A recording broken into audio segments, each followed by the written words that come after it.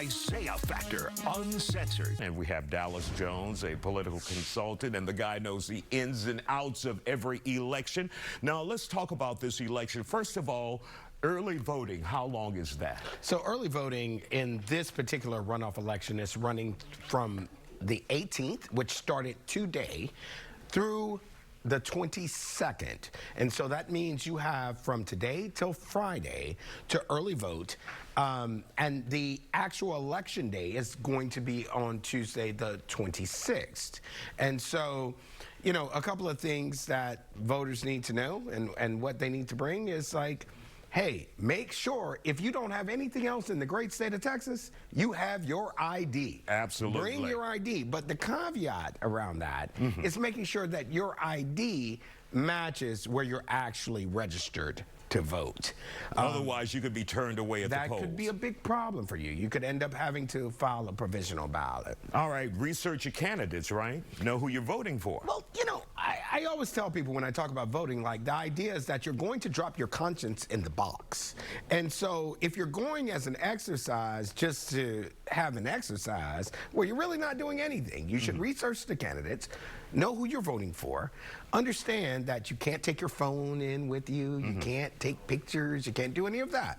So you should probably bring a sample ballot. You can print it out, harrisvotes.com, or if you're in Fort Bend County, print out a sample ballot, research your candidates, and make sure you know who you're voting for. All right, let's go to the list of candidates that we have that will be vying for political office. Number one on the list, there you go. Harris County Judge, look, I have my phone with me. I told Isiah before we started, I feel like I'm on CNN with the moving map, right? Harris County Judge is an important race on both the Democratic and the Republican side. On the Democratic side, you have Anise Parker, former mayor of Houston, facing off against Letitia Plummer, former city council member. Both have served in citywide government. You know, there are some differences. You know, Parker is running on the idea of just experience and having been there and having served in disasters. You have Plummer that's running as some more progressive candidates. The poll shows that Parker is leading by 18 points currently in this race. Now, on the Republican side, you also have a race. You have Orlando Sanchez versus Warren Howe. Sanchez having served in office for 18 years, 12 years as county treasurer, 6 as a city council member, and so, you know, these are very interesting races. I think it's going to be. And because we have 120 left, let's just go through the list. U.S. Senate, who's running in that race? Now, this is a big one, right? Because we are in a state that hasn't voted for a Democratic candidate statewide in 30 years, and so particularly for the U.S. Senate. And so you have a runoff between incumbent John Cornyn and Attorney General Ken Paxton.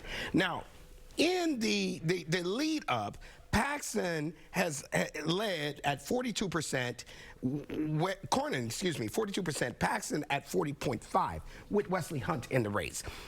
Hunt voters are leaning 19% towards Paxton. A new U of H poll has it as a toss-up, 48-45, with Cornyn leading. This is very, very important because this will define who takes on the Democratic incumbent, not the Democratic nominee, James. And that's already been established. We have also the Texas Attorney General race and the Texas Lieutenant Governor's race. We've ran out of time on the clock. Thank you for joining us, Dallas Jones, and of course, we'll keep up with you throughout this election process. Thank you.